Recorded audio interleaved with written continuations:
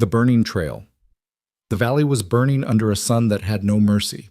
Aaron Cole wiped blood from his knuckles and stared at the two men blocking his path, men who'd already hurt one woman and wouldn't hesitate to hurt another.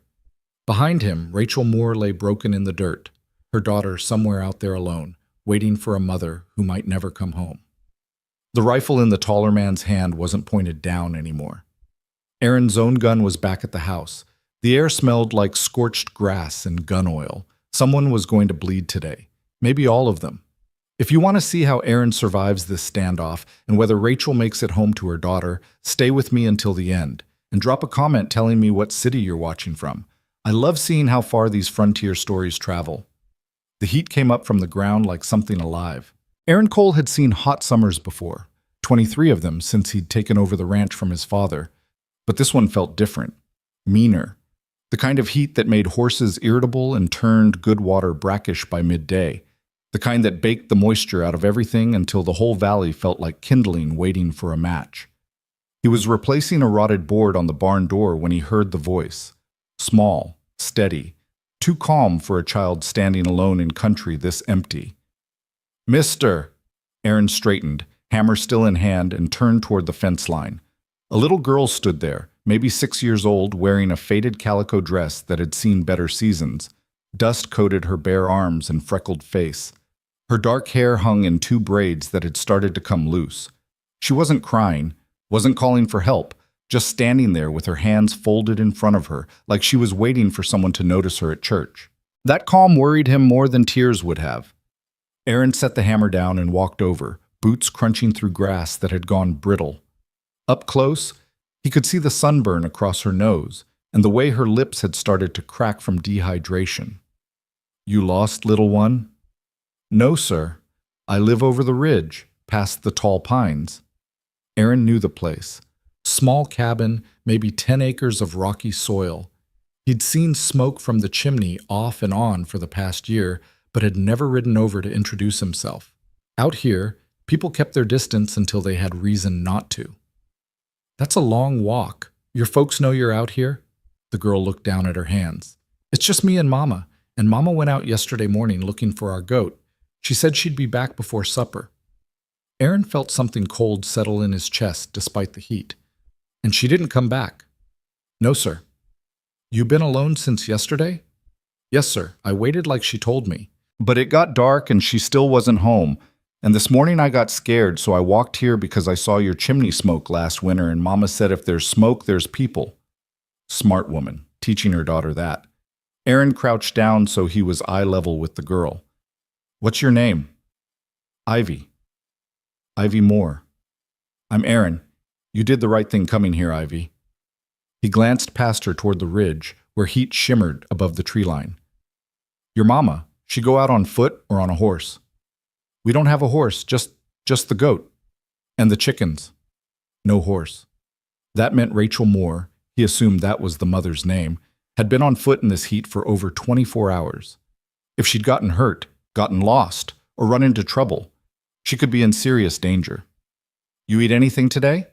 Ivy shook her head. "Come on then, let's get you some water and something to eat. Then we'll go find your mama."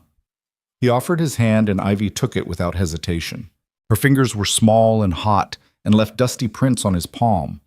He led her toward the house, a low-slung structure built from local timber and river stone. It wasn't much, 2 rooms, a root cellar, a porch that sagged on one side, but it was cooler inside than out. Aaron sat Ivy at the table and brought her a cup of water from the well. She drank it in 4 long swallows, then looked at him expectantly. "Slow down or you'll make yourself sick," he said gently, refilling the cup. "Little sips this time." While she drank, he cut thick slices of bread and smeared them with butter and honey. Ivy ate like she hadn't seen food in days, which she probably hadn't, not real food anyway.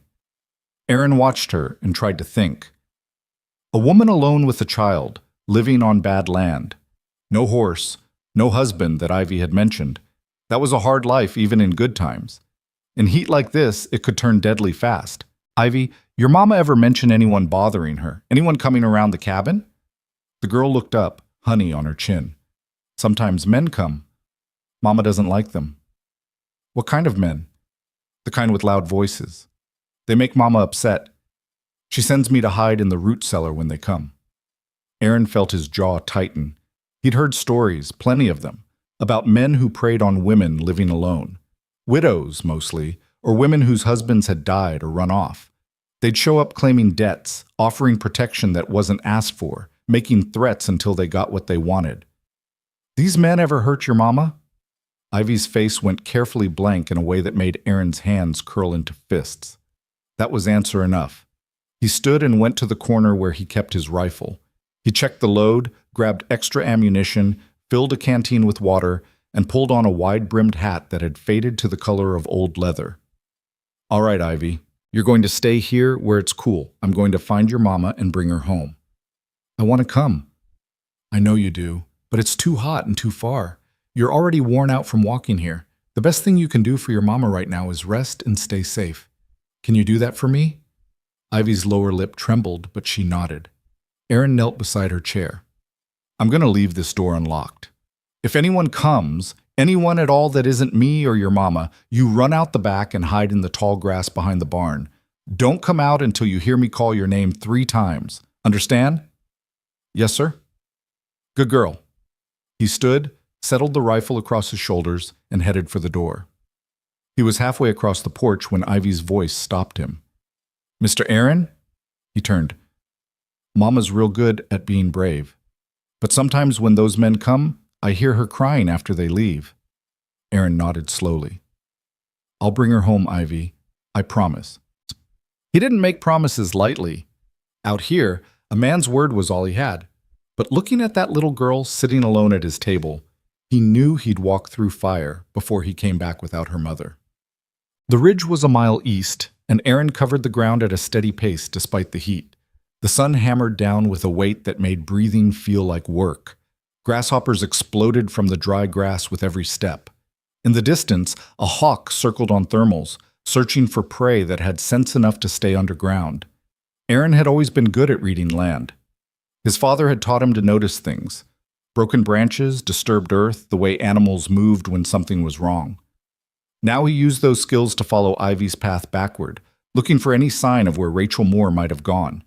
At the base of the ridge, he found the cabin.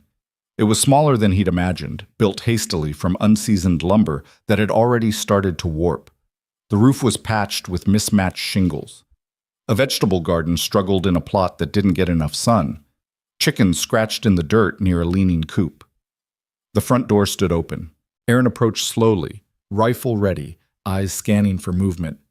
Mrs. Moore, it's Aaron Cole from over the ridge. Your daughter Ivy's at my place. I'm here to help. No answer. He stepped inside. The cabin was a single room with a sleeping loft accessible by ladder. Simple furniture, a cold stove, wildflowers in a jar on the windowsill, their petals already wilting in the heat.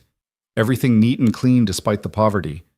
The mark of a woman trying to make a home out of almost nothing. On the table, he found a bowl of beans that had gone bad, and a note in careful handwriting. Ivy, stay inside. Back soon. Love, Mama. Aaron folded the note and slipped it into his pocket. Outside, he circled the cabin looking for tracks. The ground was hard-packed and gave up its secrets reluctantly, but he found what he needed, a set of boot prints, small, heading northwest toward the tree line. A woman's stride, moving fast, maybe chasing something. The goat. She'd gone after the damn goat. He followed the trail into the trees where the air was marginally cooler and thick with the smell of pine resin. The tracks became easier to read in the softer soil beneath the canopy. Rachel had been moving quickly, not watching her step, focused on something ahead. 100 yards in, Aaron found where she'd stopped. The prints showed she'd turned in a circle, searching. Then they headed uphill toward an area of broken ground where erosion had created a maze of gullies and exposed roots. Bad country to be running through, easy to lose your footing, easy to get hurt. He climbed carefully, rifle slung across his back, using roots and rocks for handholds. The temperature dropped slightly in the shade, but his shirt was soaked through with sweat. His hat kept the worst of the sun off his face but did nothing for the oppressive weight of the heat. Halfway up the slope, he found the glove. It was small, made of worn cotton, lying in a patch of disturbed dirt where someone had scrambled and slipped. Aaron picked it up and looked uphill. The tracks continued, but they were erratic now, stumbling, unbalanced. "Rachel!" His voice echoed through the trees. "Rachel Moore!" Nothing. Just the dry whisper of wind through dead needles. He pushed on, fighting the slope and the heat and the growing certainty that he was going to find her hurt. The gully narrowed into a ravine choked with deadfall and poison oak. He had to move sideways in places, shoving through brush that grabbed at his clothes. Then he heard it, a sound so faint he almost missed it over his own breathing. A moan, weak, pained. Aaron scrambled toward it, abandoning caution. The ravine opened into a small clearing where a lightning-struck pine had fallen years ago, and there, half hidden by the trunk, was Rachel Moore. She was younger than he'd expected, late 20s, maybe 30, dark hair matted with sweat and dirt, face pale beneath the sunburn. She lay on her side with her left leg bent at an angle that made Aaron's stomach turn. Her skirt was torn. Scratches covered her arms. Her lips were cracked and bleeding. "Rachel." He was beside her in seconds, checking for a pulse. It was there, thready and fast. "Can you hear me?" Her eyes fluttered open. They were brown, unfocused with pain and dehydration. "Ivy," she whispered. "She's safe. At my place. I'm Aaron Cole. I'm going to get you home." "Can't. Leg." He looked at the injury. The leg was broken. No question. Probably when she'd slipped on the slope. She must have tried to crawl for help but couldn't make it far. How long had she been lying here? A day? A day and a half in this heat? "I'm going to give you some water. Then we'll figure out how to move you. Easy now." He lifted her head gently and brought the canteen to her lips. She drank desperately, water running down her chin. He pulled it away before she could make herself sick. "More," she gasped. "In a minute. Let that settle first." He was already assessing the situation. The leg needed to be stabilized before he could move her, and he didn't have anything for a splint. He'd have to use what he could find: branches, his belt, strips of cloth from her torn skirt. He was reaching for his knife when he heard voices. Male voices. Coming up from below. Rachel's eyes went wide with terror. She grabbed his arm with surprising strength. "No," she breathed. "Not them. Please. Not them." Aaron's blood went cold. He recognized the fear in her eyes, the kind that came from experience, not imagination. This wasn't the first time these men had found her vulnerable. He moved quickly, positioning himself between Rachel and the sound of approaching footsteps. His rifle came off his shoulder smooth and familiar. He checked the load by touch, eyes never leaving the direction of the voices. Two men emerged from the trees. They were the kind Aaron had seen in every rough town and mining camp from here to California. Hard faces, harder eyes. One was tall and lean with a knife scar running from his eyebrow to his jaw. The other was broader, younger, with a cocky set to his shoulders that said he'd never met consequences he couldn't shoot his way out of. The tall one carried a rifle. The younger one had a pistol on his hip, hand resting on the grip casual-like, the way a man does when he's used to people backing down. They stopped when they saw Aaron. "Well now," the tall one said slowly. "Didn't expect company." Aaron said nothing. Just stood there with his rifle held loose across his chest, not pointing at anyone, but not pointing away either. The younger one grinned. "That's private property you're standing on, friend. Coal land. And you don't look like coal to me." "I am Cole," Aaron said quietly. "Aaron Cole. And this woman is hurt. I'm taking her home."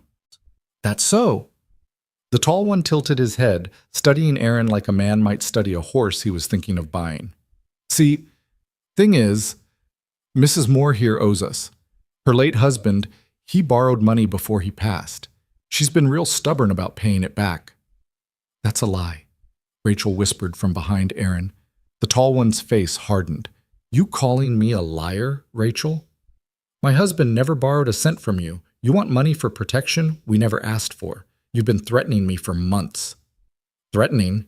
The younger one laughed. "We've been nothing but neighborly, checking in, making sure you and your girl are safe. Can't help it if you're too proud to accept help." Aaron's finger moved to the trigger guard. "Not a threat yet. Just ready. Whether she owes you or not, it can wait. Right now she needs a doctor, So I'm going to pick her up and carry her down this mountain.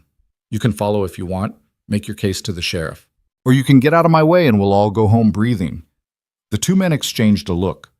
Something passed between them, a decision being made without words. The tall one's rifle started to come up. Aaron's was faster. "Don't." His voice was cold iron. "I've got no quarrel with you, but I'm not leaving her here, so you need to decide right now if this is worth dying over." For a long moment, nobody moved. The forest held its breath. Even the wind seemed to stop. Then the tall one lowered his rifle. Slightly. "This ain't over, Cole. Mrs. Moore has debts. We aim to collect. Take it up with the law. Law's 2 days' ride from here. Lot can happen in 2 days." "Then you better ride fast." The younger one spat in the dirt. "You're making a mistake, friend." "Wouldn't be my first." The men backed away slowly, weapons still visible, eyes never leaving Aaron. They disappeared into the trees the way they'd come. But Aaron didn't relax. Men like that didn't give up easy. They'd be back, probably with friends, probably angry. He gave it a full minute before he lowered his rifle and turned back to Rachel. She was crying silently, tears cutting tracks through the dirt on her face. "Thank you," she whispered. "Thank me when we're home. Right now I need to set this leg enough to move you." It was brutal work.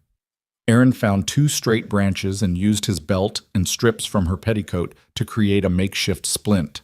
Rachel bit down on a leather strap he gave her and whimpered but didn't scream. Tough woman. Had to be, to survive out here alone. When the leg was as stable as he could make it, he lifted her as gently as possible. She was lighter than expected. Too light. The kind of thin that came from not enough food over too much time. She buried her face against his shoulder, breathing hard through the pain. "Hold on to me. We've got a ways to go." The descent was hell. Every step jarred Rachel's broken leg. Aaron tried to move smooth, tried to avoid the worst of the rough ground, but there was no good path. Sweat poured down his face, stung his eyes, his shoulders burned. The rifle across his back dug into his spine. The heat wrapped around them like a wool blanket soaked in hot water. Halfway down, Rachel passed out. Maybe that was a mercy. Aaron kept moving, one foot in front of the other, breathing measured, eyes on the ground ahead. Behind them, somewhere in the trees, he heard the snap of breaking branches. The men were following, keeping their distance but making sure he knew they were there. He pushed harder. By the time he reached level ground, his legs were shaking. His vision swam. The cabin was still another half-mile, his place another mile beyond that. Rachel needed more help than he could give her out here. She needed shelter, water, proper bandages. She needed someone who knew how to set bones correctly. He needed to get her to Ivy. The girl had already been through enough. Aaron adjusted his grip and started across the open ground. No cover here. Nothing but dry grass and exposed earth. If the men wanted to make a move, this was where they'd do it. The first gunshot kicked up dirt 10 feet to his left. Aaron didn't stop, didn't run, just kept walking at the same steady pace, Rachel unconscious in his arms. The second shot was closer. "Put her down, Cole." The tall one's voice carried across the distance. "This is your last warning." Aaron kept walking. The third shot went wide deliberately, a warning, not a miss. And then he heard something that made his heart jump. A child's voice, screaming, "Mama! Mama!" Ivy. She'd left the house. She was running across the open ground toward them, barefoot, her dress flying behind her, face red with tears and terror. "No, no, no, no! Ivy, stop!" Aaron's voice cracked with urgency. "Get back!" But she didn't stop. She ran straight toward them, toward her mother, toward the men with guns who'd been threatening them for months. The younger one raised his pistol, and Aaron Cole, a man who'd spent 23 years avoiding violence, who'd walked away from fights and swallowed his pride and kept his head down, felt something break open inside him. He laid Rachel down as gently as speed allowed and charged. The rifle came up smooth. His first shot took the pistol out of the younger man's hand, literally shot it clean away in an explosion of metal and blood. The man screamed and fell backward. The tall one swung his rifle around. Aaron was already moving, closing the distance, using the terrain, using every hunting trick his father had taught him. The second shot went over his shoulder. The third hit the ground where he'd been a heartbeat before. Then he was on them. The rifle stock caught the tall one across the jaw with a crack like breaking wood. The man went down hard.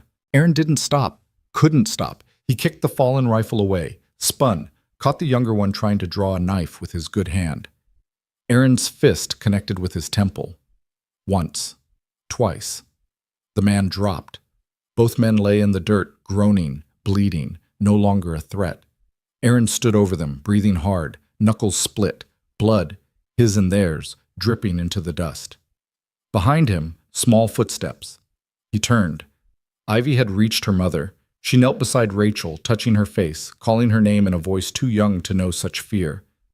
Aaron walked over on legs that barely held him. He dropped to his knees beside them. "She's alive," he said quietly. "She's going to be all right." Ivy looked up at him with eyes that had seen too much. "Promise?" And Aaron, who didn't make promises lightly, who knew better than to make guarantees about things he couldn't control, found himself nodding. "I promise." Rachel's eyes fluttered open, unfocused, confused. Then they found Ivy. "Baby," she whispered. "Mama." Ivy grabbed her hand. "Mama, you came back. Always, baby, always." Aaron looked back at the two men. They were stirring, trying to get up. He could shoot them, could claim self-defense. Nobody would question it, but he'd never killed a man, and he wasn't going to start now if he could help it. "Can you stand?" he asked the tall one. The man spat blood. "Go to hell. You're going to pick up your friend, and you're going to walk.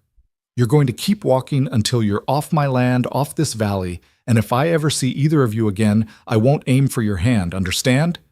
The younger one clutched his mangled fingers, whimpering. "You broke my hand. You shot. You pulled a gun on a child. I showed more mercy than you deserve. Now get out of my sight."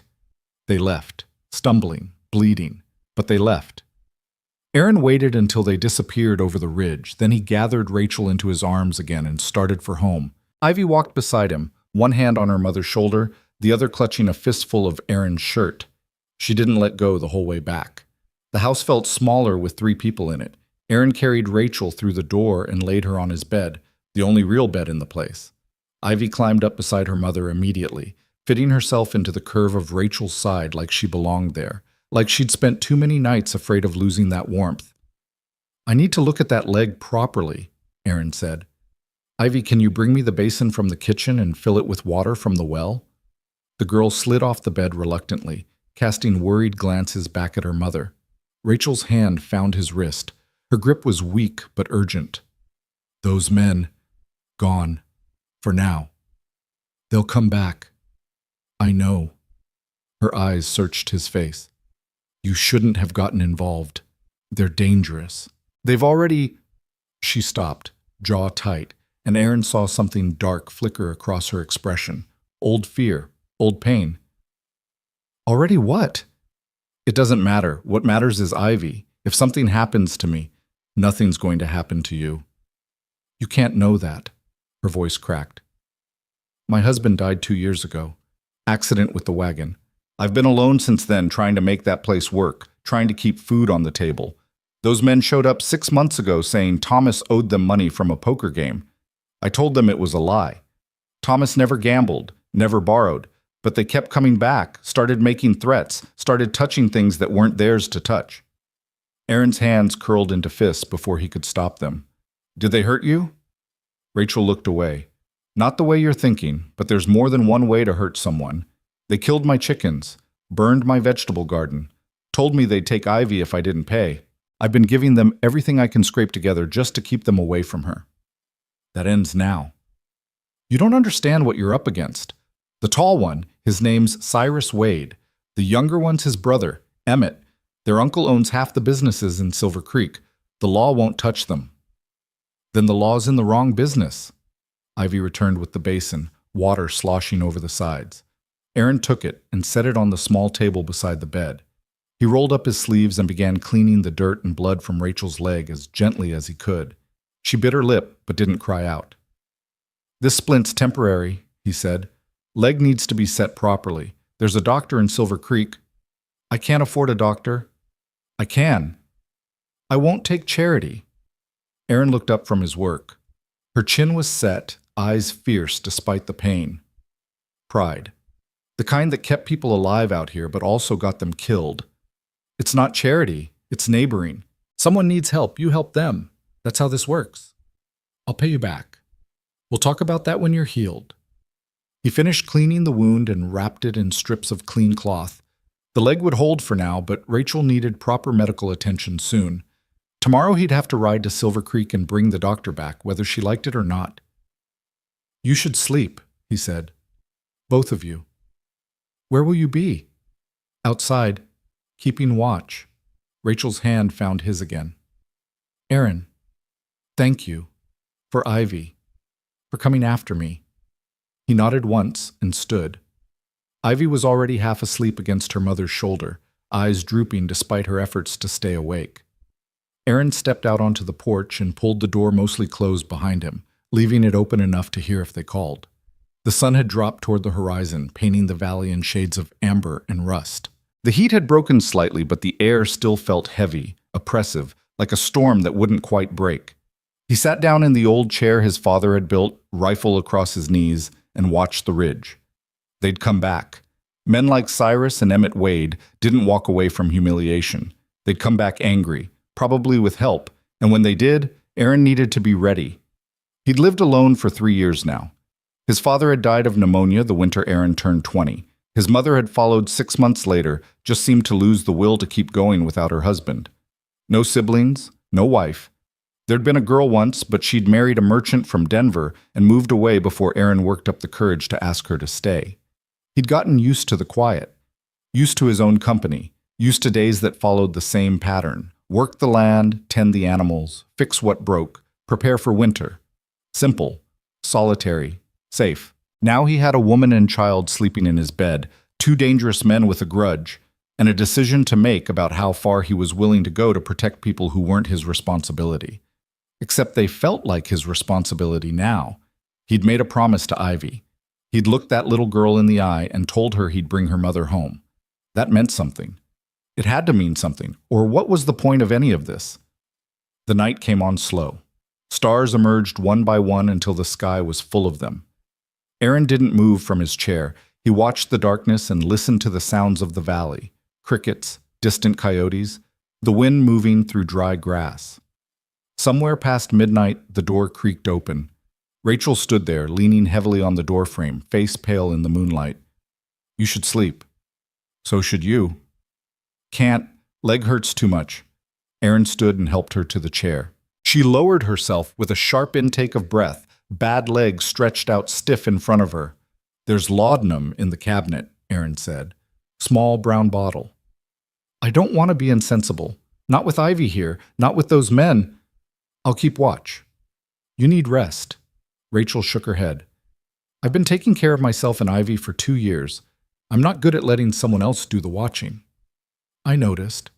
A ghost of a smile crossed her face. Thomas used to say I was stubborn as a mule in mud. He wasn't wrong. They sat in silence for a while.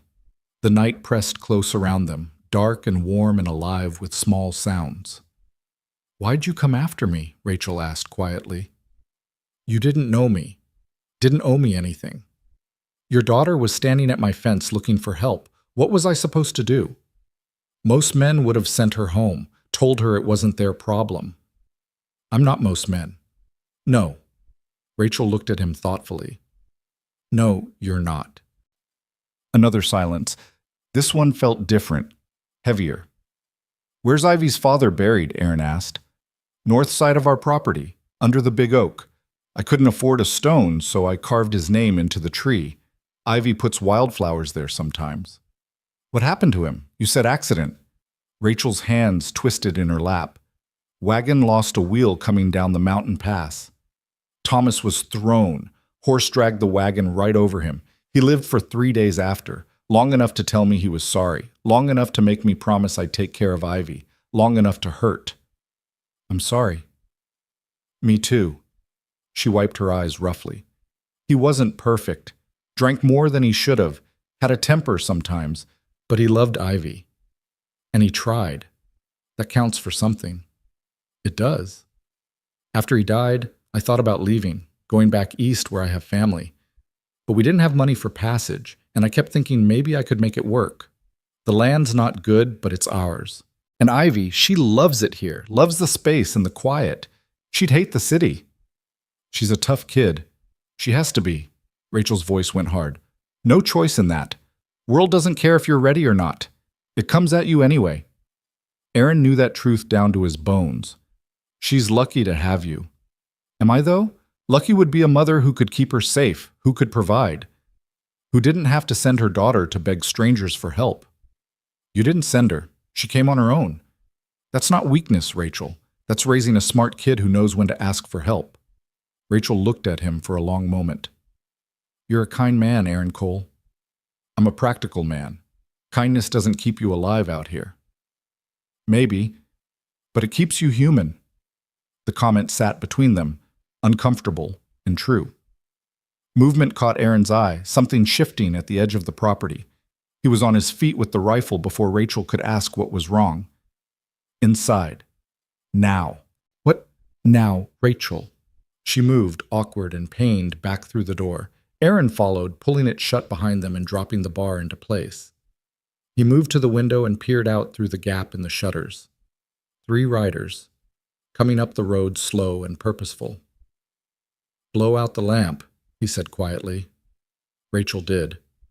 The room plunged into darkness. Aaron's eyes adjusted.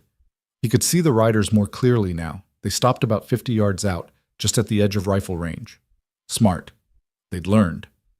One of them called out. Not Cyrus Wade, someone older, with a voice that carried authority. Aaron Cole, I'm Marshal Vance from Silver Creek. I need to speak with you. Aaron didn't move. What about? I've got 2 men here claiming you shot Emmett Wade without provocation. Assaulted them both. They want justice. Rachel moved up beside Aaron, Ivy clutched in her arms. The girl was awake now, eyes wide and frightened. Those men drew on me first, Aaron called back. I was defending myself and Mrs. Moore here. She's hurt bad, broken leg. They were threatening her child. I've got witnesses. The child's not a reliable witness, and Mrs. Moore's word against theirs? That won't hold in court, Cole, not with the Wade family's connections.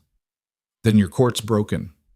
A pause, then, let me come in, talk this through, no weapons, just conversation. Aaron considered. A marshal was different from local law, federal jurisdiction, harder to buy, but not impossible. Alone, he said. Your men stay mounted and visible. Agreed. The marshal dismounted and walked forward, hands raised and empty. Aaron waited until he was at the porch before opening the door a crack.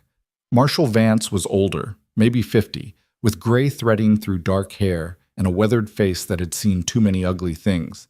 His eyes were sharp and assessing. Mrs. Moore, he said, nodding to Rachel. Heard you were hurt. You need a doctor. I'll manage. That's not what I asked. Yes, I need a doctor. My leg's broken. Vance looked at Aaron. You the one who found her? Her daughter came to me, said her mother went missing. I followed the trail, found Rachel hurt in the ravine. The Wade brothers showed up while I was trying to get her stabilized. Started making threats, said she owed them money. Does she? No, Rachel said firmly. My husband never borrowed from them. They've been extorting me for months, killed my livestock, burned my crops. Today they pulled guns on us. On my daughter. Vance's expression didn't change. That's a serious accusation. It's the truth. Truth and proof are different things, ma'am. The Wades say you owe them legitimate debt. They say Cole here attacked them unprovoked when they came to collect. That's a damn lie, Aaron said. Maybe. But here's how this looks to me. I've got 2 injured men who want you arrested for assault. I've got a woman with a broken leg who needs medical attention. And I've got a situation that's going to get uglier if we don't handle it smart. What are you suggesting? Vance leaned against the porch rail.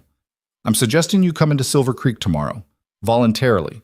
We'll get Mrs. Moore to the doctor, get statements from everyone involved, and let the law sort it out proper.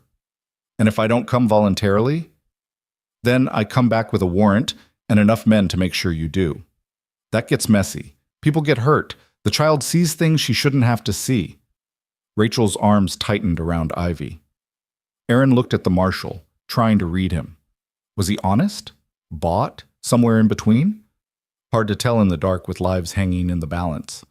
I'll come, Aaron said, but Rachel and Ivy stay here. They're under my protection. Can't guarantee that. The Wades want Mrs. Moore to testify. She'll testify when she's healed and can travel, not before. Vance studied him. You're putting yourself in a bad position, Cole. The Wades have influence, money, friends in high places. I don't care. You should. Men like that don't forgive. They don't forget. Neither do I. Something flickered in Vance's eyes. Respect, maybe, or recognition. The look of one stubborn man seeing himself in another. All right. Tomorrow morning, you ride in with me. We'll get this settled legal and proper. But Cole, if you run, if you try anything stupid, I will hunt you down. That's not a threat. That's a promise. I'll be there. Vance nodded and turned to leave. He was halfway to his horse when Rachel called out, Marshall? He stopped. Those men hurt me, threatened my child, took everything I had. I'm not lying about that. Vance looked back at her, and for the first time Aaron saw something soft in his expression, something almost like pity. I believe you, ma'am. But believing and proving are two different things. And in this territory, proof tends to favor whoever's got the deepest pockets. He mounted up and rode off with his men, leaving Aaron and Rachel standing in the darkness. Ivy broke the silence. Are they going to take you away? Aaron knelt down so he was eye level with her. I'm going to town tomorrow to talk to the marshal. That's all. Just talking. But what if they don't believe you? Then I'll make them believe. How? Good question. Aaron didn't have a good answer. Rachel set Ivy down gently. Go back to bed, baby. Everything's going to be all right. Ivy looked between them, not convinced, but she obeyed. When she was gone, Rachel turned to Aaron. You shouldn't go. They'll arrest you. The Wades will make sure of it. If I don't go, Vance comes back with a warrant. That puts you and Ivy in danger. We can leave, tonight. Take what we can carry and just go. Go where? You can barely walk. We'd make it maybe 5 miles before your leg gave out. Then what? Rachel's face crumpled. I'm sorry. I'm so sorry I brought this on you. You didn't bring anything. I made a choice. Now I'm seeing it through. But, Rachel, he took her shoulders gently. Listen to me. I'm going to town tomorrow. I'm going to tell them what happened, and I'm going to come back. You and Ivy will be here when I do. That's how this works. You can't know that. No. But I can choose to believe it. She searched his face, and whatever she saw there must have given her some comfort because she nodded slowly. They went back inside. Rachel returned to the bed with Ivy. Aaron took up position in the chair again, rifle across his knees, watching the darkness. Dawn came cold and blue. Aaron hadn't slept. He'd spent the night watching shadows and thinking about what came next. He made coffee over the fire, strong and bitter. Rachel woke to the smell and limped out, supporting herself against the wall. You should eat something, she said. Not hungry. Aaron, I need you to promise me something. He turned to face her. If I don't come back by sundown, you take Ivy and you go. There's a trading post 15 miles south. Man named Morrison runs it. Tell him I sent you. He'll help. I won't leave you. You will, for Ivy. You'll go and you'll keep her safe. That's what matters. Rachel's eyes filled with tears, but she blinked them back. All right, I promise. Good. He gathered what he needed, rifle, ammunition, canteen, a small amount of money hidden in the coffee tin. When he was ready, he stood in the doorway looking back at them. Rachel stood tall despite the pain, one hand on Ivy's shoulder. The girl stared at him with those two old eyes, understanding more than she should. Be safe, Rachel said. Aaron nodded and walked out into the morning. The ride to Silver Creek took 3 hours. The town materialized from the dust and heat like something conjured. A main street lined with false front buildings, a saloon, a general store, a church with a crooked steeple.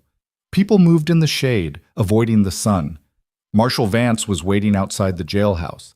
Cyrus and Emmett Wade stood with him. Emmett's hand was wrapped in bloody bandages. Cyrus's jaw was purple with bruising. They both smiled when they saw Aaron. That smile told him everything he needed to know about how this was going to go. Aaron dismounted slowly, keeping his movements deliberate and visible. The rifle stayed in its scabbard on the saddle. His hands hung loose at his sides, but every muscle in his body was coiled tight, ready. Cyrus Wade spat tobacco juice into the dirt, eyes never leaving Aaron's face. Well, didn't think you'd actually show. I gave my word. Your word. Emmett laughed, cradling his ruined hand.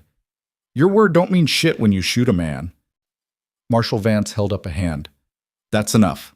Cole, you're here voluntarily to give a statement about yesterday's incident. You understand you're not under arrest at this time? I understand. Good. Let's go inside and talk this through. The jailhouse was small and spare. A desk, 2 cells in the back, a gun rack on the wall. It smelled like old coffee and older sweat. Aaron took the chair Vance pointed to while the Wade brothers leaned against the wall, watching him like cats watching a mouse hole. Vance pulled out a ledger and a pencil. Start from the beginning. Why were you on that ridge yesterday? Aaron told it straight. Ivy showing up at his fence, finding Rachel injured, the Wade brothers appearing with weapons drawn, their threats, the confrontation that followed. He didn't embellish, didn't need to. The facts spoke for themselves. When he finished, Cyrus pushed off from the wall. That's the prettiest lie I ever heard. Want to know what really happened, Marshal? I'm listening. My brother and I were riding our usual patrol. We run security for several properties in the valley, including the Moore place. We heard someone calling for help up in the ravine. When we got there, we found Cole standing over Mrs. Moore with a rifle. He told us to get lost. When we tried to explain we were there to help, he opened fire, shot my brother's hand clean off, damn near killed me. That's not what happened, Aaron said quietly. You calling me a liar? I'm saying you're not telling the truth. Emmett slammed his good hand on the desk. He attacked us. Unprovoked. We got witnesses. What witnesses? Aaron cut in. Who else was there? The brothers exchanged a look. Cyrus recovered first. Our uncle. He was riding with us, saw the whole thing. Marshal Vance made a note. I'll need to speak with him. He's at the hotel. I'll fetch him. Cyrus headed for the door, then paused and looked back at Aaron. You made a big mistake, Cole. Attacking a Wade. Our family owns half this territory. You're going to hang for this. The door slammed behind him. Vance set his pencil down and looked at Aaron. You got anyone who can vouch for your character? Anyone who can testify you're not the kind to shoot a man without cause? Aaron thought about it. He'd lived quiet and kept to himself. His neighbors knew him to nod at, maybe trade work with during harvest, but none of them knew him well enough to stake their reputation on his word. 3 years alone had made him nearly invisible. No, he said. No one. That's a problem.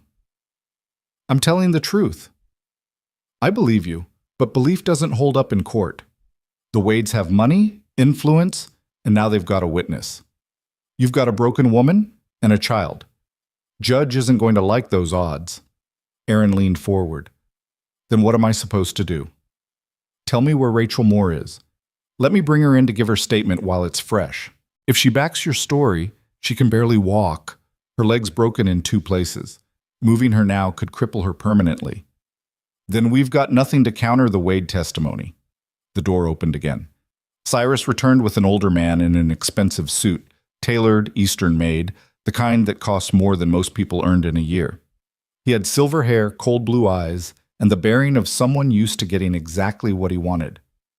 Marshal Vance. The man's voice was smooth as oiled leather. I'm Thomas Wade. I understand there's been some confusion about yesterday's events. Mr. Wade, your nephews claim you witnessed the altercation. I did indeed. I was riding with Cyrus and Emmett on our regular security rounds when we heard someone calling for help. We found this man, he gestured dismissively at Aaron, standing over Mrs. Moore with a weapon. When my nephews attempted to assist, he became violent. Shot Emmett's hand, struck Cyrus. It was unprovoked and brutal. That's a lie, Aaron said. Thomas Wade's expression didn't change. I understand you're upset, Mr. Cole, but lying won't help your situation. I saw what I saw. You weren't there. Are you calling me a liar? The temperature in the room dropped 10 degrees. Be very careful with your next words, young man. I have considerable influence in this territory. One word from me and you'll spend the next 10 years breaking rocks in a territorial prison. Marshal Vance stood. Mr. Wade, I appreciate your testimony, but I need to conduct this investigation properly. That means getting all sides of the story. Of course. I simply wanted to make sure the truth was heard. Mrs. Moore is a troubled woman, Marshal. Lost her husband tragically. Been struggling ever since. I've tried to help her. Offered her employment, financial assistance. She's refused every kindness. And now she's dragged this unfortunate man into her web of desperation. Aaron's hands curled into fists. Rachel Moore is one of the strongest people I've ever met. Your nephews have been terrorizing her for months, extorting money, making threats. That's why they were there yesterday, to hurt her, to threaten her child. Thomas Wade sighed like a man dealing with a particularly dim student. You've been deceived, Mr. Cole. It's understandable. A pretty face, a sad story, men have fallen for less. But the facts remain. Mrs. Moore owes my nephews a substantial debt. They were merely attempting to collect what they're legally owed. Show me the contract. I beg your pardon? If there's a legitimate debt, show me the paperwork. The contract her husband signed. The loan documents. Silence. Thomas Wade's eyes hardened to chips of ice. The debt was settled by handshake. Her husband's word against my nephews. Unfortunately, dead men can't testify. How convenient. Marshal, are you going to allow this man to insult my family? Vance looked tired. Cole, that's enough. It's not enough. None of this is enough. They're lying, and you know it. What I know is I've got 3 witnesses saying one thing and you saying another. Unless you can produce Mrs. Moore to testify or find someone else who can corroborate your version of events, my hands are tied. Aaron stood so fast his chair scraped back. So that's it? The Wades buy justice and the rest of us just accept it? Watch yourself, Vance warned. Or what? You'll arrest me for telling the truth? For defending a woman and child? For doing what you should have done months ago? Thomas Wade smiled. It was not a pleasant expression. Marshal, I think we're done here. Clearly, Mr. Cole is agitated and unreasonable. Perhaps some time in a cell will help him reflect on his situation. I haven't committed a crime. You shot my nephew. In self-defense. That's for a judge to decide. Marshal, I'm filing formal charges against Aaron Cole for assault with a deadly weapon, attempted murder, and interfering with legal debt collection. I trust you'll hold him until the circuit judge arrives next month. Vance rubbed his face. Mr. Wade, I can't or won't. The steel underneath the smooth voice showed through. I wonder what the territorial governor would think about a marshal who refuses to enforce the law, particularly when that marshal's salary comes from taxes my businesses pay. It wasn't a subtle threat. Didn't need to be. Aaron saw it happen. The moment Vance's spine bent. The moment practical reality overcame whatever sense of justice he might have had. The older man's shoulders sagged slightly. Aaron Cole, I'm placing you under arrest for assault pending investigation and trial. You have the right to... Aaron didn't wait to hear the rest. He spun and drove his shoulder into Emmett Wade, sending the injured man crashing into his brother. Before anyone could react, he was through the door and running. Shouts erupted behind him. A gunshot cracked, the bullet punching through the wall somewhere to his left. Aaron didn't slow down. He hit the street at a dead run, boots hammering dirt, heading for his horse. More shots. People screaming. Someone grabbed at his arm and Aaron shoved them away without looking. His horse was 20 feet ahead. 15. 10. He reached the animal, yanked the reins free, swung into the saddle. The rifle came out of the scabbard smooth and familiar. He fired once over the heads of the crowd, not to hit anyone, just to make them think twice about being brave. Then he dug his heels in and the horse exploded forward. They thundered down the main street, scattering people like chickens. More gunfire erupted from the jailhouse, but Aaron was already moving, weaving, making himself a difficult target. A bullet whined past his ear. Another kicked up dirt beside the horse's hooves. Then he was past the last building, past the edge of town, flying across open ground with nothing but sky ahead and fury behind. He rode hard for an hour before slowing to let the horse breathe. His mind raced faster than the animal's hooves. He'd just made everything worse, running from the marshal, assaulting the Wade brothers again. Now he wasn't just facing charges. He was a fugitive. But what choice did he have?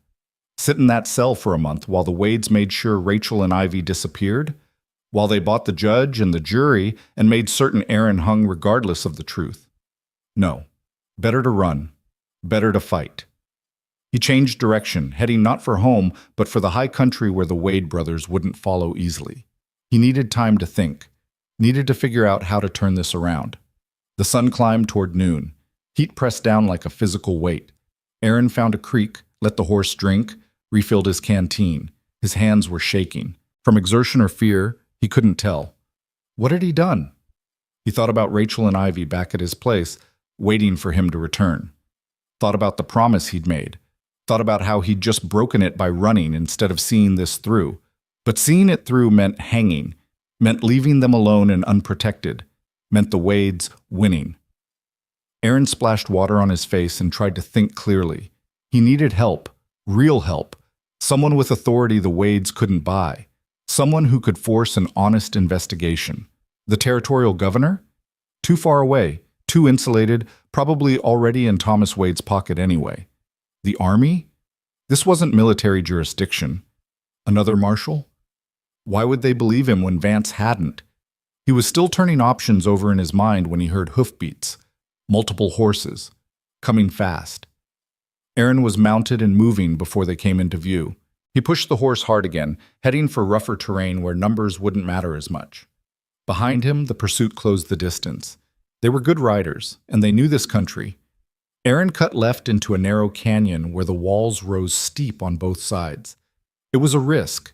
If they trapped him in here, he was finished, but it was also his best chance of losing them in the maze of switchbacks and dead ends. The canyon twisted like a snake. Aaron followed it deeper, taking turns by instinct more than knowledge. The walls grew higher, blocking out the sun, turning midday into twilight. A shout echoed from behind. They'd found his trail. Aaron urged the horse faster. The animal was tiring, sides heaving, foam at the corners of its mouth. He couldn't push much longer without killing it. The canyon opened into a small valley ringed by steep slopes. There was a way out on the far side, a narrow gap between rock faces. Aaron made for it. He was halfway across when riders appeared at that gap, cutting off his escape.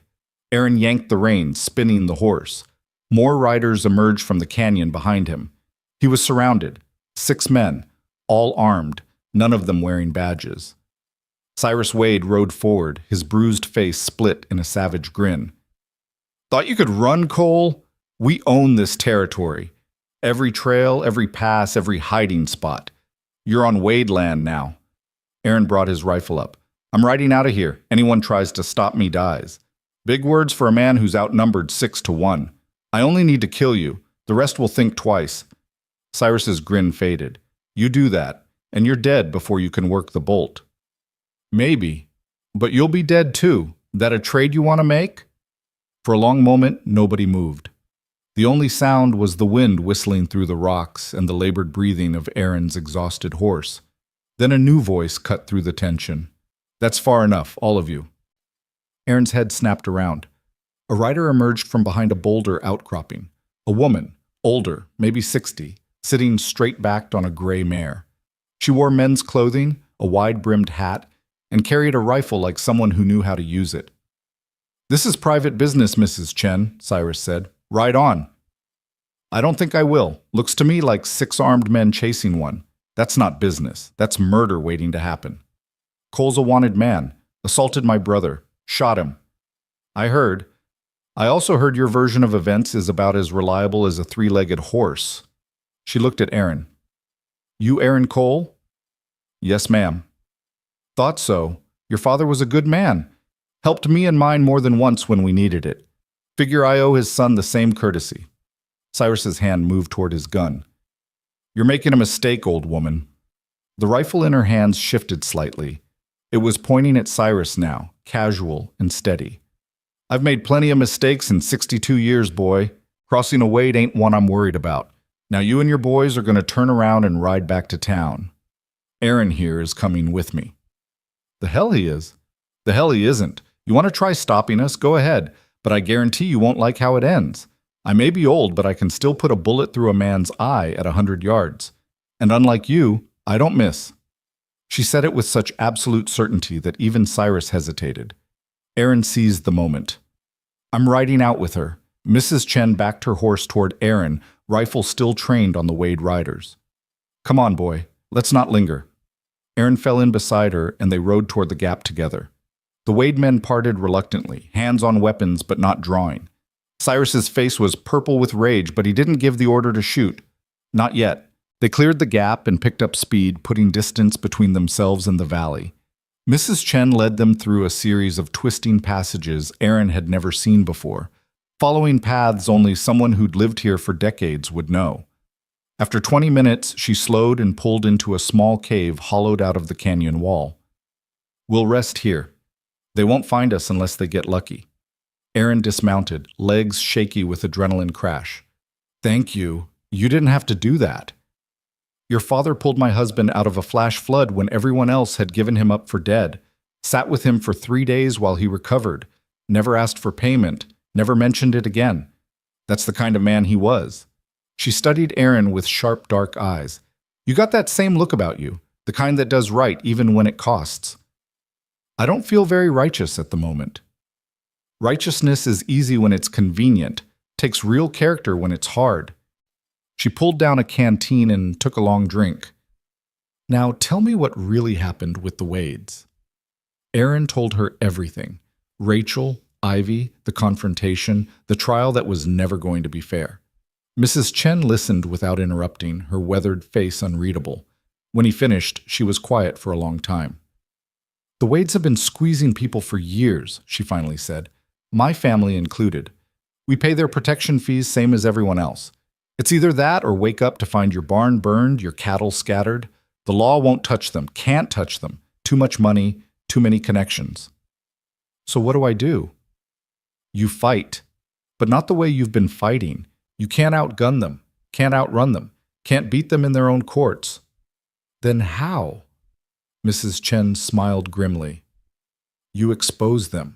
Make their crimes so public, so undeniable that even their bought judges can't ignore it. You get the truth out where people can see it. How am I supposed to do that? The territorial newspaper. They've got offices in 3 towns, including Silver Creek. Editor's name is Marcus Webb.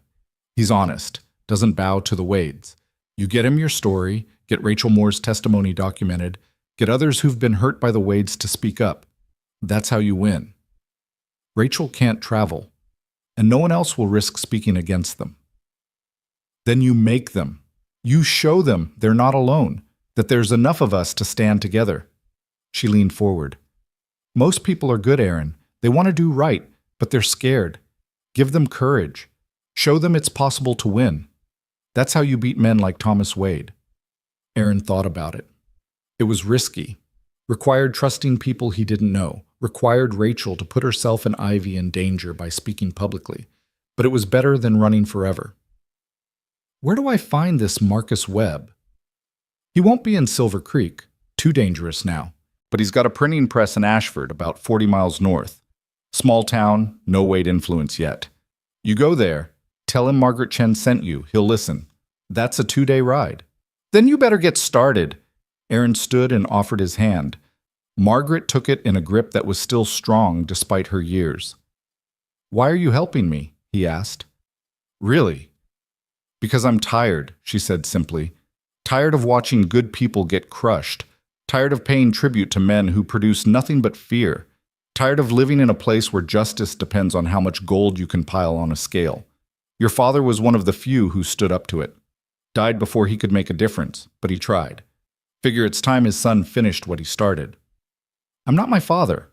No, you're not. You're something better. You're angry. And anger, properly directed, can move mountains.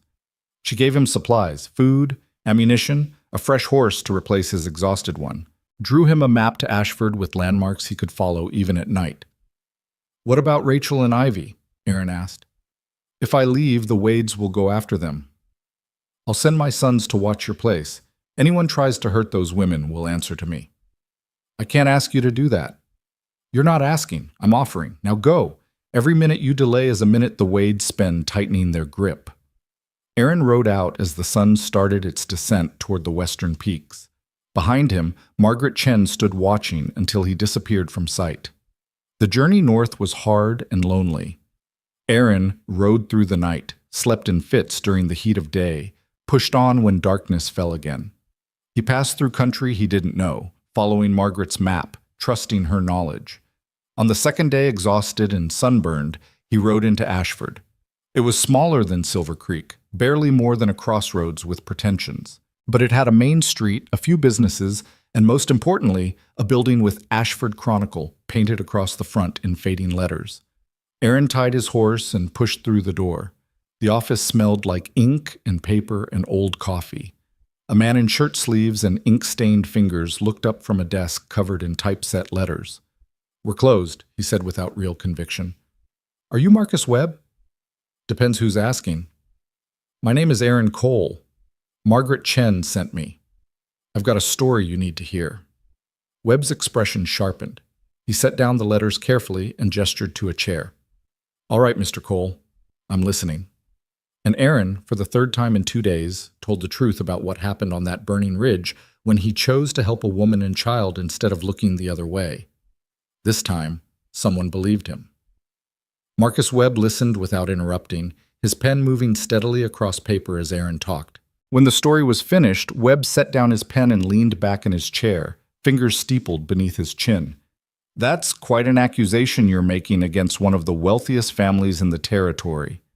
"It's not an accusation. It's what happened. To you, perhaps. But I've been in this business 20 years, Mr. Cole. I've learned the difference between truth and what one man believes is truth." Webb stood and moved to a filing cabinet, pulling out a thick folder. "However, you're not the first person to tell me stories about the Wades." He dropped the folder on the desk between them. Inside were dozens of handwritten statements, newspaper clippings, official complaints that had gone nowhere. Aaron picked up the top sheet. A farmer named Hutchins claiming the Wades had burned his crops after he refused to sell his land. Below that, a widow named Sarah Brennan saying Cyrus Wade had threatened her children when she couldn't pay protection money. Statement after statement, all telling variations of the same story. The Wades took what they wanted, hurt anyone who resisted, and the law looked the other way. "Why haven't you published this?" Webb's expression turned bitter. "I tried. 3 years ago, ran a story about Wade business practices, included testimony from 5 families. Know what happened? Thomas Wade bought the paper, fired me, burned every copy of that edition he could find. I spent 6 months unemployed before I could scrape together enough money to start this place." He gestured around the shabby office. "And even here, 40 miles from Silver Creek, I have to be careful. Wade's influence reaches far. So you're afraid to print the truth. I'm cautious about getting myself killed for nothing. There's a difference." Webb sat down again, studying Aaron with sharp eyes. "But you've given me something those other statements didn't have. You're not just another victim claiming abuse. You're a fugitive. A wanted man. That makes you news regardless of whether the Wades like it or not." "How does that help?" "Because I can print your story under the guise of reporting on your escape. Wanted man claims Wade persecution is a headline that sells papers. Once it's out there, once people are reading it, the other victims see they're not alone. Maybe they find courage to speak up. Maybe enough pressure builds that even the territorial governor has to notice." Aaron felt a flicker of hope. "You'll publish it?" "I'll consider it, but I need more than your word. I need Rachel Moore's testimony. I need her to go on record saying the Wades threatened her, extorted her, that everything you're claiming is true. Can you get me that?" "She's 40 miles south with a broken leg." "Then you better ride fast, because every day you delay gives the Wades more time to bury this story, and you along with it." Webb pulled out a fresh sheet of paper. "I'll give you a letter of introduction. Explains who I am, what I'm trying to do. If Mrs. Moore trusts you enough to testify, have her sign a statement. Be specific, dates, amounts, exact words if she can remember them. The more detail, the harder it is to dismiss as fantasy." Aaron took the letter Webb offered. "What if she won't do it? What if she's too afraid?" "Then you're finished. I won't print accusations without corroboration. I can't afford to. Webb's voice softened slightly. But from what you've told me about this woman, she doesn't sound like the type who stays quiet when her child's in danger. Give her the chance to fight back. My guess is she'll take it. Aaron stood, folding the letter carefully. If this works, if we expose the Wades, they'll come after both of us with everything they have. I know. I've been waiting 3 years for a chance to finish what I started.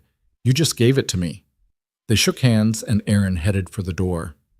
He was halfway out when Webb called after him. Cole, your father, James Cole?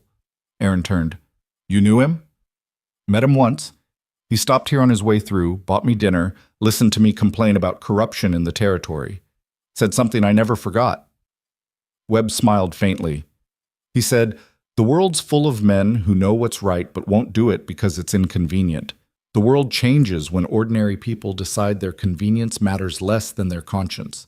Sounds like his son inherited that particular affliction. Aaron didn't know what to say to that, so he just nodded and left. The ride back south felt longer than the journey north, every mile weighted with urgency and doubt. Aaron pushed the horse hard but not to breaking, stopping only when necessary. His mind churned with everything that could go wrong. The Wades finding Rachel before he got back, Margaret Chen's sons unable to protect them, Rachel refusing to testify because the risk was too great. He tried not to think about what would happen if this failed. Tried not to imagine spending the rest of his life running, looking over his shoulder, knowing he'd left Rachel and Ivy to face the Wades alone. Night fell on the second day as Aaron crossed the last ridge before home. Below, his ranch spread out in the darkness, a single lamp burning in the window. His chest tightened at the sight. They were still there, still safe. He rode down slowly, every sense alert for ambush. The yard was quiet. No strange horses, no signs of violence. But as he approached the house, a figure stepped out from behind the barn, rifle raised. That's far enough. Aaron recognized the voice, one of Margaret Chen's sons. It's Aaron Cole, I'm coming home.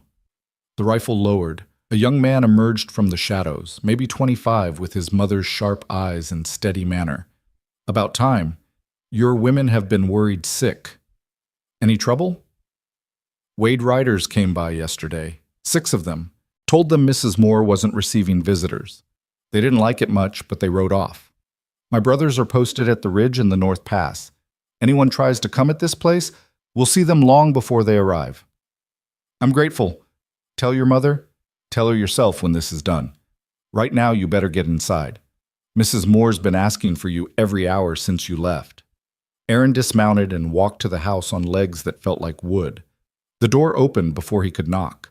Rachel stood there, leaning on a crutch someone had fashioned from a tree branch and old leather. Her face was pale, her injured leg wrapped in fresh bandages, but her eyes were fierce and alert. You came back. I promised I would. She grabbed his shirt and pulled him inside, movements awkward but determined. The door closed behind them and suddenly she was against him, arms wrapped tight around his chest, face pressed to his shoulder. She was shaking. I thought they'd killed you. I thought... Her voice broke. Aaron's arms came up slowly, carefully, holding her like she might shatter. I'm here. I'm all right. You ran from the marshal. Margaret's son told me, said the whole territory's looking for you. I didn't have a choice. They were going to lock me up, buy the judge, make sure I hanged. I couldn't let that happen. Rachel pulled back enough to look at him. Tears streaked her face, but her jaw was set. What do we do now? We fight back, but I need your help. He explained about Marcus Webb, about the newspaper, about the chance to expose the Wades publicly. He pulled out Webb's letter and the blank statement paper. He needs your testimony. Everything the Wades did to you. Dates, details, everything you can remember. If you're willing to go on record, he'll print it. If enough people see it, if enough pressure builds, maybe we can force the territorial governor to investigate. Maybe we can actually beat them. Rachel took the papers with trembling hands. If I do this, the Wades will know. They'll come after us harder than before. I know. Ivy could get hurt. She could. But she could also grow up in a valley where people like the Wades don't get to terrorize families with no consequences, where the law means something, where her mother doesn't have to live in fear.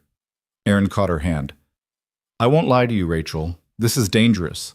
But running is dangerous too. Hiding is dangerous. At least this way we're fighting for something. She looked down at the papers, then over to where Ivy slept peacefully in the bed, one small hand clutching a rag doll. Tell me what you need me to write. They worked through the night. Rachel sat at the table, Aaron beside her, as she recounted 2 years of systematic abuse, every visit from the Wade brothers, every threat, every payment extorted under the guise of debt collection. She wrote about Thomas showing up at her door claiming her dead husband owed gambling debts, about Cyrus putting his hands on her when she couldn't pay, about Emmett killing her chickens and laughing while Ivy cried. Her handwriting shook in places, the memories cutting deep, but she didn't stop, didn't soften it. She wrote the truth raw and complete. When she finished, Aaron read it twice. It was damning, specific, impossible to dismiss as confusion or exaggeration. If Webb printed this alongside Aaron's account and the other testimonies he'd collected, it would create a storm the Wades couldn't weather. This is good, Aaron said quietly. This is exactly what we need. Rachel signed her name at the bottom, the pen strokes firm despite her exhaustion. What happens now? I take this to Webb. He publishes it. Then we wait and see if truth matters more than money in this territory. And if it doesn't? Then we run. Take Ivy and go so far the Wades can never find us. Rachel reached across the table and took his hand. Her fingers were cold despite the warm night. I never thanked you properly for what you've done, what you're risking. You don't need to thank me. Yes, I do. Most men would have turned Ivy away, told her it wasn't their problem. You didn't. You came after me even though you didn't know me. You stood between armed men and my daughter. You're fighting a battle that isn't yours. It is mine. Aaron's voice was rough. The moment Ivy showed up at my fence, it became mine. The moment I saw what the Wades did to you, it became mine. I'm not doing this because I'm noble, Rachel. I'm doing it because walking away would make me the kind of man I don't want to be. She studied his face in the lamplight. You're a good man, Aaron Cole. I'm an angry man who's finally found something worth being angry about. A sound from the bed, Ivy stirring, whimpering in her sleep. Rachel rose awkwardly, crutch scraping against the floor, and limped over to soothe her daughter. Aaron watched them together, mother and child finding comfort in each other, and felt something shift in his chest. This was what he was fighting for. Not justice in the abstract, not some principle about right and wrong. This, the specific warmth of this moment, the knowledge that tomorrow morning Ivy would wake up safe and Rachel would still be here to hold her. Everything else was just details. Dawn came cold and gray. Aaron prepared for another ride north, checking his weapons, packing supplies. Margaret Chen's son appeared as he was saddling the horse. Mother wants you to take this. He held out a pistol, old but well-maintained. Says a man riding alone needs more than a rifle. Aaron took it. Thank her for me, for everything. Thank her by winning. That's all she wants. The ride to Ashford was faster this time, Aaron pushing hard now that he had what Webb needed. He arrived at midday, dust-covered and exhausted, and found the newspaper office buzzing with activity. Webb looked up from a printing press, hands black with ink. You got it? Aaron handed over Rachel's statement. Webb read it standing there, expression growing darker with each line. When he finished, he looked at Aaron with something like awe. This woman is either incredibly brave or incredibly foolish. Both, probably. It's perfect. Specific enough to verify, detailed enough to be credible. Combined with what I already have in your account, Webb grinned fiercely. This is going to hurt them. Badly. When can you print it? Tomorrow. I'll run 500 copies, distribute them through every town within 50 miles. By the end of the week, everyone in the territory will know what the Wades have been doing. They'll come after you. Let them try. I've been preparing for this fight for 3 years. I've got copies of everything hidden in 3 different locations. They burn down this office. The story still comes out. They kill me. My associate in Denver publishes it anyway. Thomas Wade thinks he can control information. He's about to learn otherwise. Webb set the statement on his desk like it was something precious. There's one more thing we need, though. Witnesses. People willing to stand up in person and say the Wades hurt them. Written statements are good, but seeing actual people, hearing them speak, that's what really changes minds. Nobody will do it. They're too afraid. They were too afraid when they were alone. But you've shown them they're not alone anymore. Go back to Silver Creek. Talk to the families in those statements. Tell them we're publishing. Tell them now's their chance to speak up. Some will refuse, but some won't. We only need a few brave souls to start an avalanche. Aaron thought about it. Riding back to Silver Creek meant riding straight into Wade territory, straight into the teeth of danger. But Webb was right. Written words could be dismissed as lies. Living, breathing witnesses were harder to ignore. I'll do it. Don't get yourself killed before the story breaks. That would be inconvenient. I'll try to avoid it. Aaron left Ashford as the sun began its descent, heading south once more. The horse was tired but game, sensing perhaps the urgency that drove its rider. By evening, Aaron was back in familiar country. He avoided the main roads, sticking to game trails and hidden paths Margaret Chen had shown him. The first family on Webb's list lived in a small homestead east of Silver Creek, the Hutchins family, whose crops had been burned. He approached after dark, moving quietly, watching for Wade patrols. The farmhouse was dark except for one window. Aaron knocked softly. The door cracked open. A man's face appeared, hard and suspicious. "Who's there?" "My name is Aaron Cole. I need to talk to you about the Wades." The door started to close.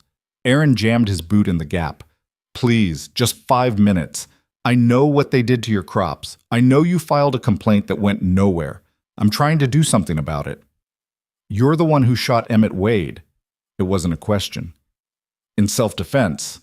"He drew on me first, but yes."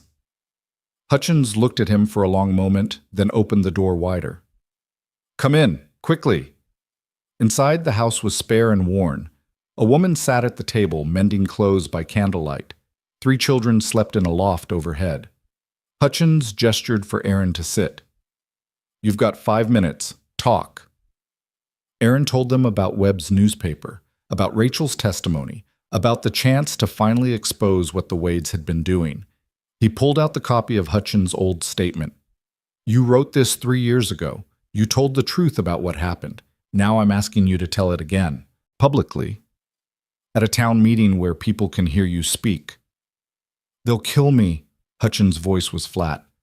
"Maybe. Or maybe if enough of us stand together, they won't be able to. Maybe there's strength in numbers." "Numbers didn't help when they burned my crops. Numbers didn't help when the sheriff told me there wasn't enough evidence to investigate. Numbers won't stop a bullet." His wife spoke up, her voice quiet but firm. "Tell him about Sarah." Hutchins' face darkened. "That's got nothing to do with—" "Tell him." Hutchins looked away. "My sister, Sarah Brennan. She's a widow, lives in Silver Creek. Cyrus Wade's been paying her attention, unwanted attention. She's told him no a dozen times, but he keeps coming around. Last month, he told her if she didn't accept his courtship, he'd make sure her children suffered." "I know," Aaron said. "I saw her statement in Webb's files. Then you know she's terrified. Won't leave her house, won't let the children out of her sight. That's what the Wades do. They find your weakness and they press on it until you break." Hutchins met Aaron's eyes. "I want to help you. I do. But I've got a family to protect. Standing up at some meeting, putting a target on my back, that's not protecting them. That's getting them killed." "What if you're wrong? What if staying silent is what gets them killed? Because the Wades won't stop, Mr. Hutchins. They'll keep taking, keep hurting, keep pressing until there's nothing left. Maybe you can survive it. Maybe you can keep your head down long enough that they move on to easier targets. But your children? They'll grow up in a world where men like Thomas Wade own everything and everyone, where justice is something you buy, where fear is the only law that matters. Is that the world you want for them?" The woman's hand found her husband's. "He's right. We can't live like this forever." Hutchins was quiet for a long time. Then, "When's this meeting?" 3 days. "Webb's publishing the story tomorrow. By the time people read it, they'll be ready to hear from witnesses." "I'll think about it." "That's all I ask." Aaron left them to their discussion and moved on to the next family. The pattern repeated. Initial fear, reluctance, the slow dawning understanding that silence hadn't protected them so far and wouldn't protect them in the future. Some refused outright, but others, like Hutchins, said they'd consider it. By the time Aaron finished making his rounds, he had commitments from 4 families. Not many, but enough. Enough to show the Wades didn't control everyone. Enough to give other victims courage to speak. He was riding back toward his ranch when he saw the smoke. Black and thick, rising against the dawn sky from the direction of his property. Aaron's heart dropped into his stomach. He dug his heels in and the horse surged forward, racing across open ground, jumping gullies, crashing through brush. Please no. Please not Rachel. Please not Ivy. He topped the last ridge and saw his ranch burning. The barn was already gone, collapsed into flames and embers. The house was engulfed, fire pouring from the windows, the roof beginning to sag. And in the yard, silhouetted against the inferno, stood Cyrus Wade and half a dozen men. Aaron didn't think, didn't plan, just charged down the slope with murder in his heart. The rifle came up. His first shot took one of Wade's men clean out of the saddle. The second shot shattered another man's shoulder. Then he was among them, the horse scattering riders, Aaron swinging the rifle like a club. Someone grabbed his leg. Aaron kicked free, spun the horse. A pistol barked, and he felt heat sear across his ribs. He ignored it, fired point blank into the nearest threat, worked the bolt, fired again. "Where are they?" he roared at Cyrus. "Where's Rachel? Where's Ivy?" Cyrus smiled through split lips. "Gone. Taken care of. You should have stayed away, Cole." Red filled Aaron's vision. He threw himself from the saddle, tackling Cyrus to the ground. They rolled through dirt and ash, fists flying. Aaron felt bones break under his knuckles, Cyrus's or his own, he couldn't tell. Then someone hit him from behind and the world exploded into stars. He woke to pain and the smell of smoke. Aaron was on his back, hands tied, surrounded by Wade men. Cyrus stood over him, face bloody, pistol in hand. "You cost me everything," Cyrus said. "My reputation, my brother's hand, my uncle's patience. You turned people against us with your lies and that bitch's testimony." "Where are they?" "The woman and brat? Probably halfway to hell by now. We sent some boys to finish what you started. Can't have witnesses running around contradicting our story." Something broke in Aaron then. Some last restraint that had been holding him together. He surged up despite the ropes, despite the pain, headbutting Cyrus hard enough to send them both sprawling. Gunfire erupted around them, but not from the Wade men. Riders poured over the ridge, Margaret Chen and her sons, Hutchins and his neighbors, other families Aaron had visited, people who decided silence was more dangerous than speaking up. They came with rifles and fury, and 3 years of accumulated fear turned into action. The Wade men broke and ran. Cyrus tried to follow, but Aaron tackled him again, dragging him down. They fought in the dirt until Margaret Chen's oldest son pulled them apart. "Enough," Margaret said. "He's not worth killing." Aaron stood, chest heaving, looking at his burning home. Everything he owned turning to ash and smoke. "Rachel," he gasped. "Ivy," he said. "They're safe." Margaret pointed to a wagon at the edge of the property. "My sons got them out before the fire spread. They're scared, but alive." Aaron ran. Rachel sat in the wagon, Ivy clutched in her arms, both of them covered in soot. When Ivy saw him, she burst into tears and reached out. Aaron gathered them both close, feeling them solid and real and breathing. "I thought I'd lost you," he whispered into Rachel's hair. "We're here. We're all right." But her voice shook and Aaron could feel her trembling. Behind them, Margaret's sons were tying up Cyrus Wade. The other Wade riders had scattered into the hills, leaderless and broken. Dawn broke over the burning ranch, painting everything in shades of orange and gold. Aaron held Rachel and Ivy and watched his home collapse into coals and knew that everything had changed. The morning after the fire, Aaron stood in what used to be his home and tried to salvage anything worth keeping. There wasn't much. The heat had been so intense that metal had warped and glass had melted. His father's tools were slag. His mother's quilts were ash. 3 generations of coal history reduced to charcoal and memory. Rachel limped over, leaning heavily on her crutch. Ivy walked beside her, one small hand gripping her mother's skirt. The girl hadn't let go since they'd pulled her from the burning house. We should go, Rachel said quietly, before they come back. They won't come back, not yet. Aaron gestured to where Margaret Chen's sons kept watch at the ridge. And when they do, they'll find a fight waiting. Aaron, look at this place. There's nothing left to fight for. He turned to face her. There's everything to fight for. This is my land, my father's land. I'm not giving it up because some coward with a match thinks he can scare me off. It's not about being scared off. It's about being smart. We can go somewhere the Wades can't reach us, start over, build something new. And what happens to everyone else? Hutchins and his family? Sarah Brennan and her children? All the people who found courage because we stood up first? We run now. We tell them they were wrong to trust us. We tell them silence was the right choice all along. Rachel's eyes flashed. Don't you dare put that on me. Don't make this about honor or duty or whatever it is men tell themselves when they're about to do something stupid. I've lost enough, Aaron. Thomas lost everything standing on principle, and where did it get him? Dead in the dirt with a widow and child to carry on alone. I won't lose you too. The words hung between them, raw and honest. Ivy tugged on Rachel's skirt. Mama, don't fight. Rachel's expression crumbled. She pulled Ivy close. We're not fighting, baby. We're just trying to figure out what comes next. Aaron crouched down so he was eye level with Ivy. You remember what I promised you when you came to my fence looking for your mama? Ivy nodded. You said you'd bring her home. That's right. And I did. Now I'm making you another promise. I'm going to make sure the men who hurt you and your mama can't hurt anyone ever again. But I need you both to be brave a little longer. Can you do that? Ivy looked at her mother, then back at Aaron. Will it be scary? Probably. But you'll have me and your mama. And sometimes scary things are worth doing if they make the world better after. Okay, Ivy whispered. I'll be brave. Rachel's hand found Aaron's shoulder. You're asking too much of her, of both of us. I know, but I'm asking anyway. A rider appeared at the ridge, one of Margaret's sons, waving urgently.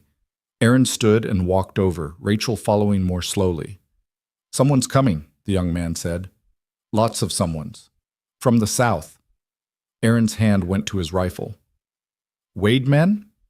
Don't think so. No weapons visible. Looks like families. Wagons. Maybe 20 people? They watched as the group approached. Aaron recognized Hutchins driving the lead wagon, his wife beside him, children in the back.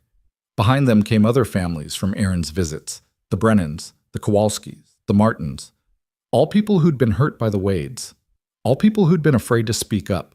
Hutchins pulled the wagon to a stop and climbed down. He looked at the burned ruins, then at Aaron. Heard about the fire. Figured you might need help rebuilding. Aaron stared at him. You came to help me? We came to help each other. Hutchins gestured to the families gathering behind him. Webb's newspaper came out this morning. Everyone in 3 counties is reading it right now. Your story, Rachel's testimony, all of it laid out plain as day. He pulled a folded paper from his coat and handed it to Aaron. The headline screamed across the top. Terror in the Valley, how the Wade family built an empire on fear. Below it, Rachel's statement was printed in full. Beside it, Aaron's account of the confrontation, and surrounding both, excerpts from a dozen other testimonies, all painting the same picture of systematic abuse and corruption. Aaron looked up from the paper to find everyone watching him. The whole territory's talking about it, Sarah Brennan said. She was younger than Aaron expected, maybe 30, with tired eyes and calloused hands.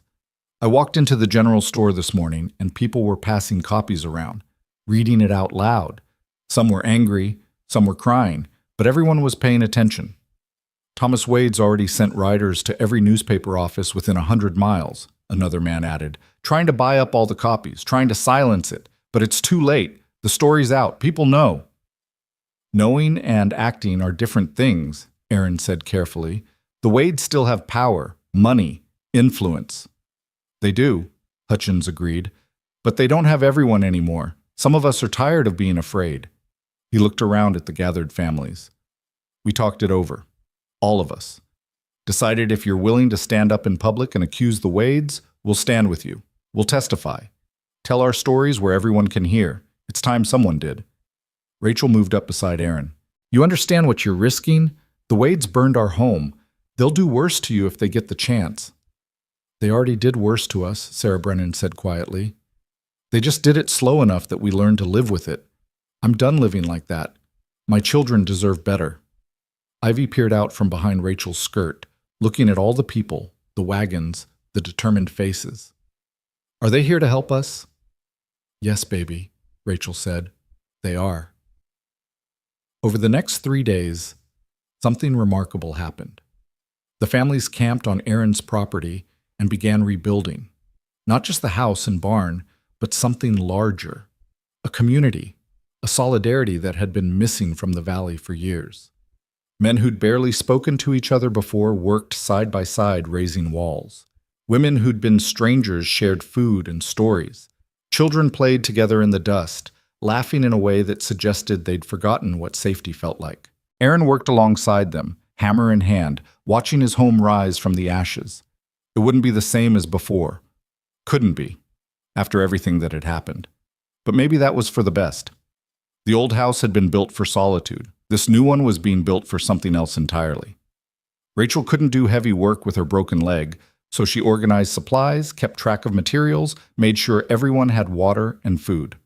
Ivy appointed herself assistant, carrying messages between work crews with the seriousness of a child given important responsibility.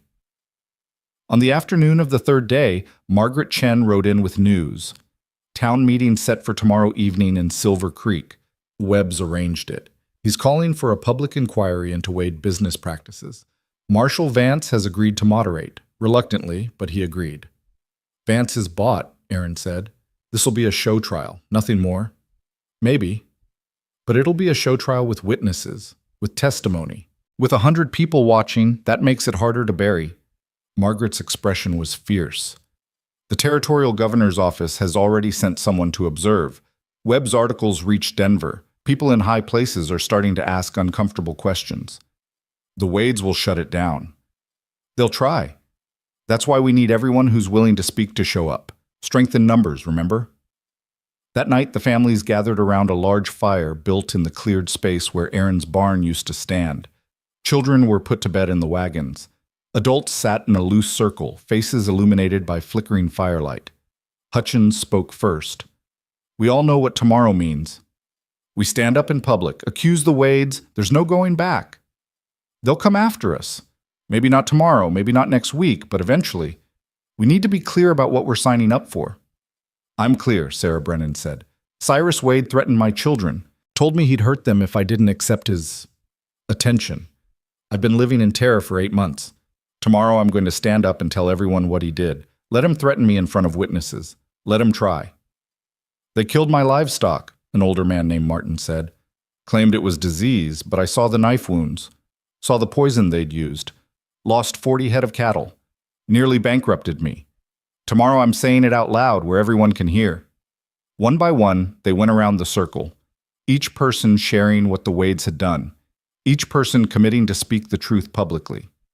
By the time they finished, Aaron counted 11 families willing to testify, 11 different stories of abuse, extortion, and violence. Rachel was the last to speak. She'd been quiet all evening, staring into the fire, Ivy asleep in her lap. "I don't want to do this," she said finally. "I want to take my daughter and disappear, find somewhere safe and quiet and never think about the Wades again." She looked up, eyes reflecting firelight. "But I keep thinking about Thomas, my husband. He was a good man, but he was passive. Let people push him around, borrowed money he couldn't pay back because he was too proud to ask for help, but too weak to say no to bad deals. He died because he wasn't paying attention, because he was rushing, because he'd learned to live with fear instead of confronting it."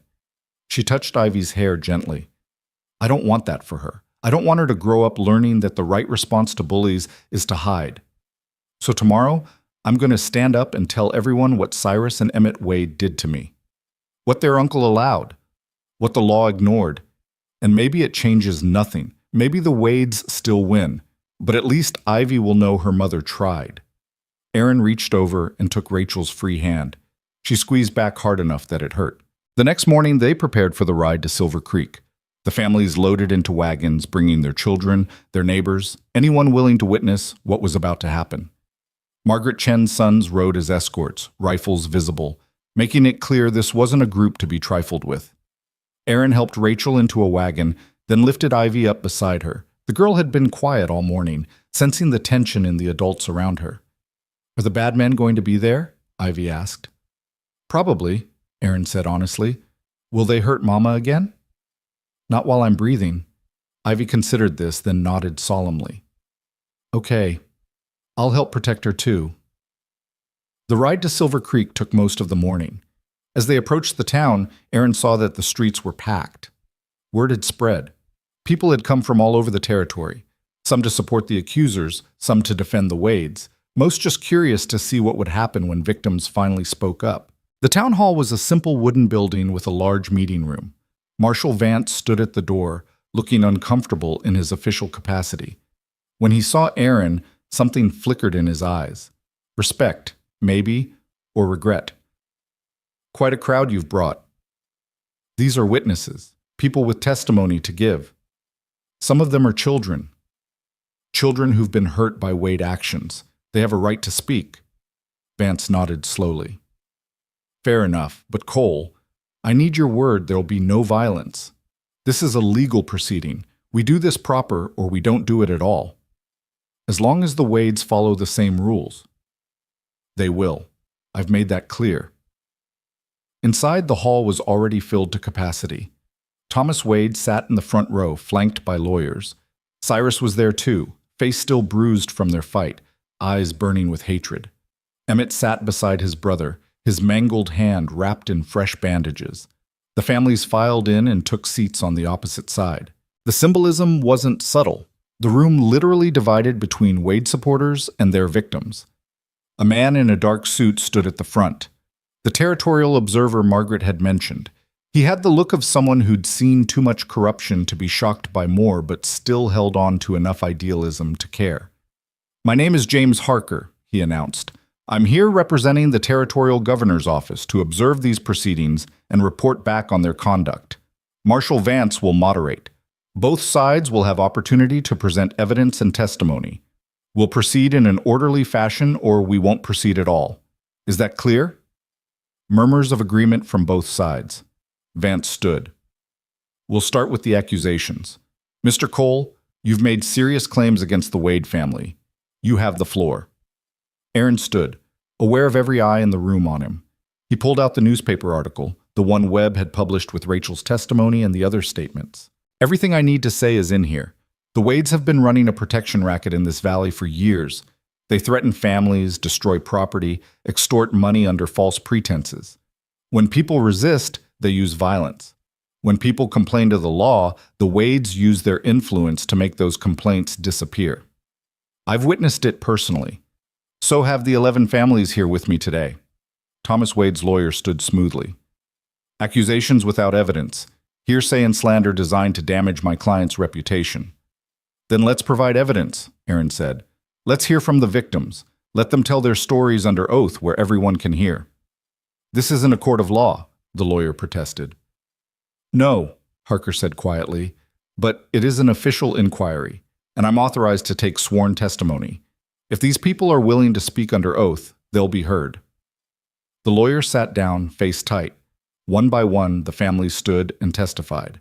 Hutchins described his burned crops, the threats from Cyrus Wade, the complete lack of response from local law enforcement. Sarah Brennan, voice shaking but clear, detailed Cyrus's unwanted advances, his threats against her children, the terror she'd lived with for months. Others followed, each story different in specifics, but the same in essence. The Wades took what they wanted, hurt anyone who resisted, and operated with impunity because money and connections insulated them from consequences. Through it all, Thomas Wade sat motionless, face unreadable. But Cyrus grew more agitated with each testimony. His hand kept moving to where his pistol would normally be, finding empty air, fingers curling in frustration. Finally, Rachel stood. The room went silent. Everyone had read her testimony in the newspaper. Now they would hear it spoken aloud. Rachel limped to the front, refusing help, leaning on her crutch.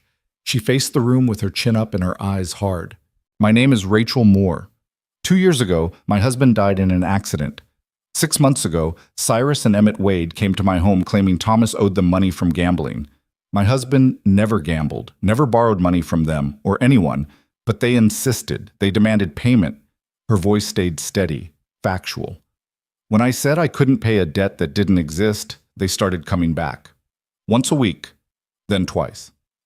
They'd look around my property, comment on how accidents happen, how dangerous it is for a woman and child living alone, how it would be terrible if something happened to us.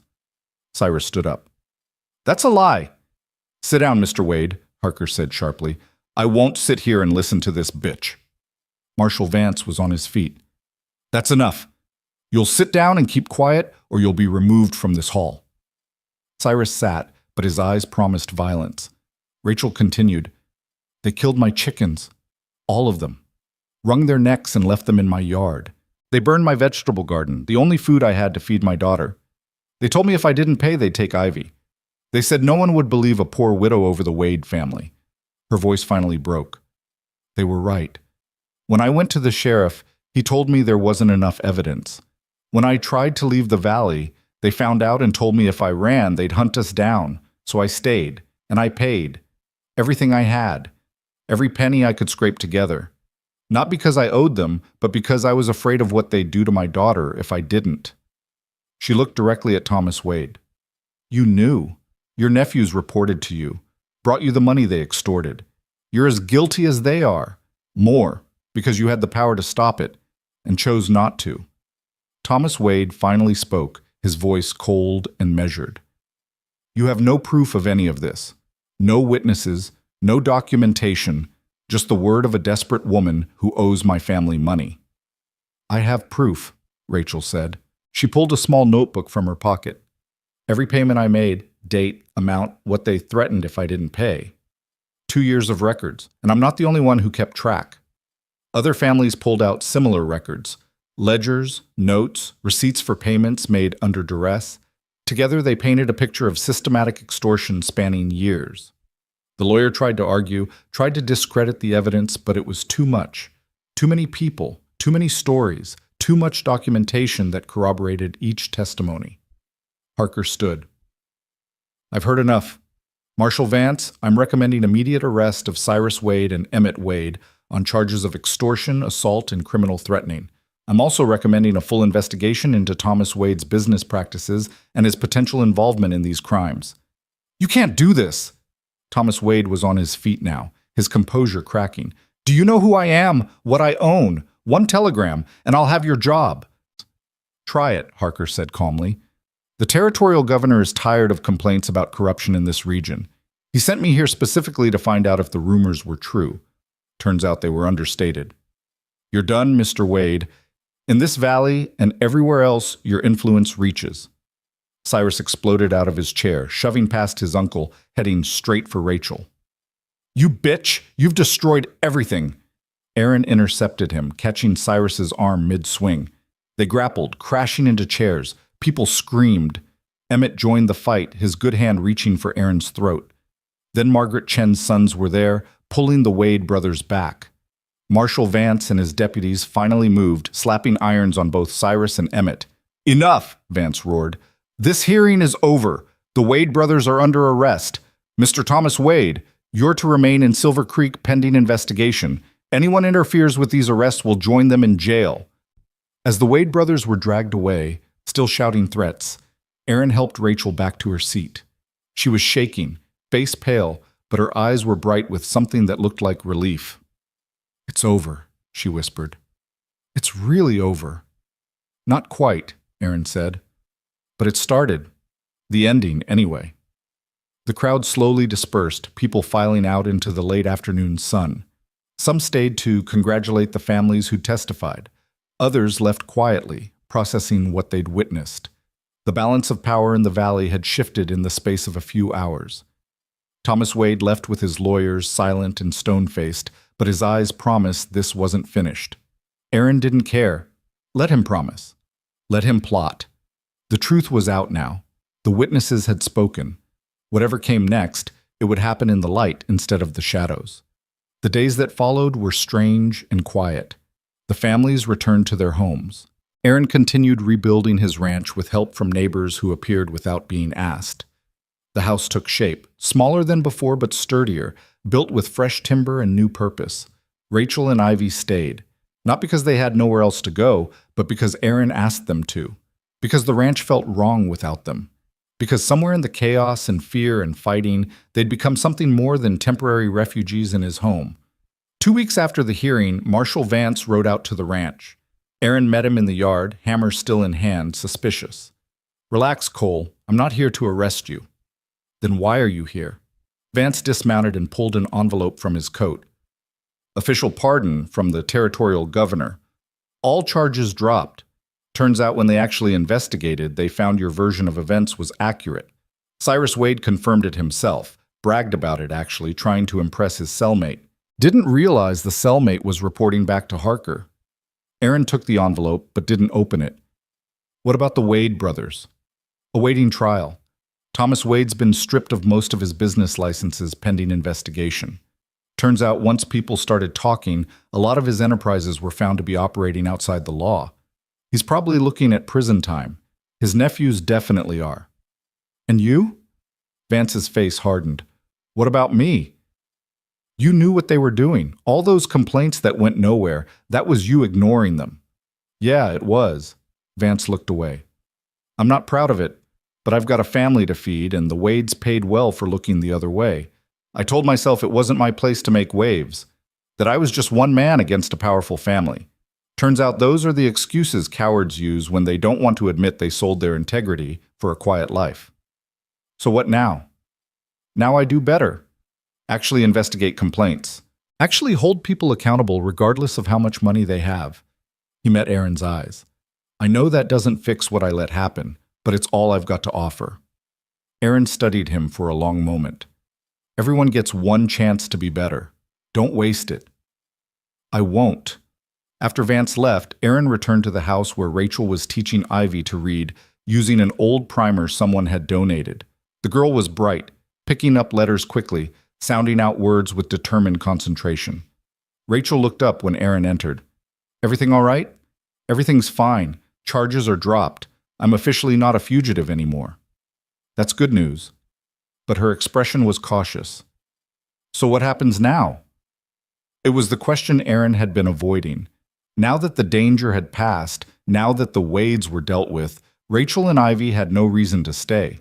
They could return to their cabin, rebuild their own lives, move on from this chapter. "I don't know," he said honestly. "What do you want to happen?" Rachel set down the primer carefully. "Ivy, go wash up for supper."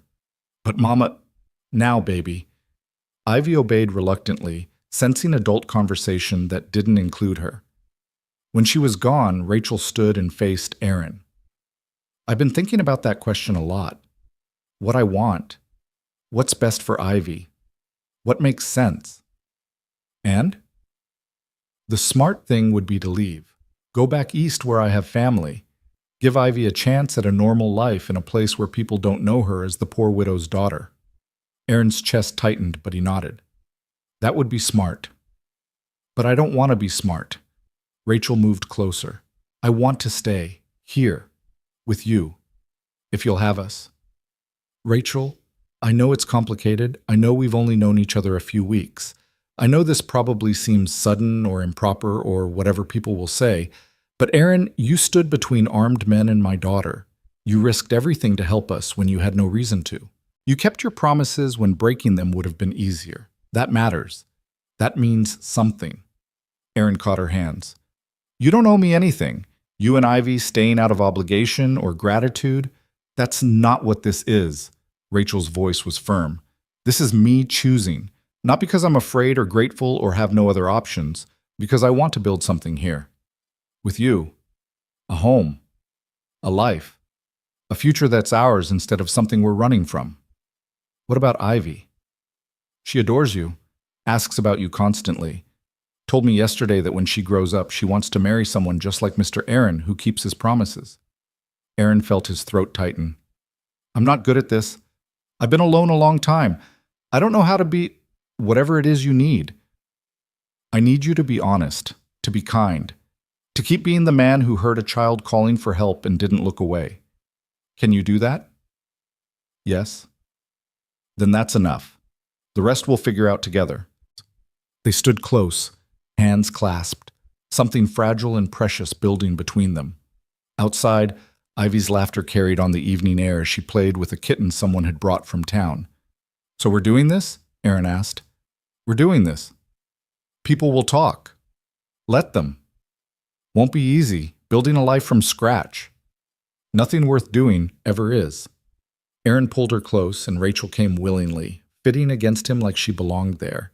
He breathed in the smell of her hair, sage and smoke, and something sweetly her own. I never thought I'd have this, he said quietly. A family. People depending on me. It's terrifying. Good. Means you'll try hard not to mess it up. He laughed despite himself. That's your plan? Motivate through fear? Whatever works. The summer faded into autumn. The ranch took shape. Not grand, not fancy, but solid and real.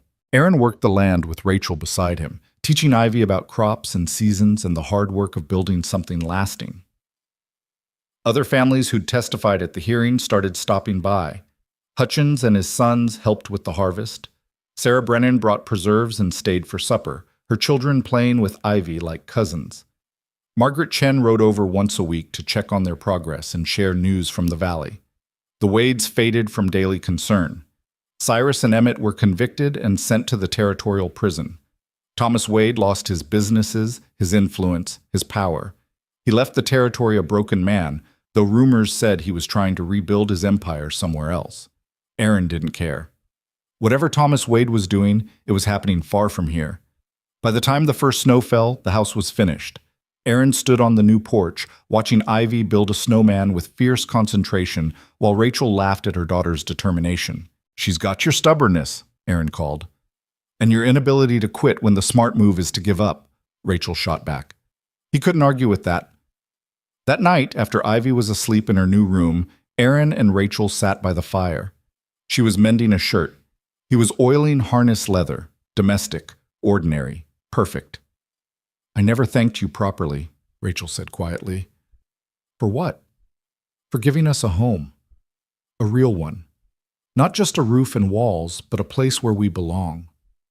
You gave me the same thing. I just didn't know I needed it until you showed up. She set down her mending and moved to sit beside him. I love you, Aaron Cole. I probably shouldn't say it this soon. Probably should wait for some proper courtship or whatever's considered appropriate. But I'm done waiting for my life to start. I'm done being afraid of saying what I feel. Aaron set aside the leather and pulled her close. I love you too. Have since the moment you looked at me with that broken leg and told me you wouldn't take charity. Knew right then you were someone worth keeping. That's what won you over? Me being stubborn and prideful? That's what told me you were strong enough to survive anything, strong enough to build a life with. They sat together in comfortable silence, the fire crackling, snow falling soft outside, building the kind of peace that only comes from surviving hell and choosing to build heaven in its place. 3 years later, Aaron stood in the same spot, older, scarred, but content. The ranch had prospered. The herd had grown. The land gave what it could, and they asked no more. Rachel was pregnant with their second child, due in spring. Ivy, now 9, was teaching the Chen children how to ride, her laughter carrying across the valley like music. Marshal Vance had kept his word, bringing honest law enforcement to the region. New families had moved in, drawn by stories of a community that had stood up to corruption and won. The valley was growing, changing, becoming something better than it had been. Sometimes Aaron thought about those desperate days when everything hung in the balance, when violence seemed inevitable and justice felt impossible. He thought about the choice to help a little girl standing at his fence, how easily he could have turned her away, how different everything would be if he had. But he hadn't. He'd made a promise and kept it, and that single choice had changed everything. Rachel joined him on the porch, her hand finding his. What are you thinking about? How we got here.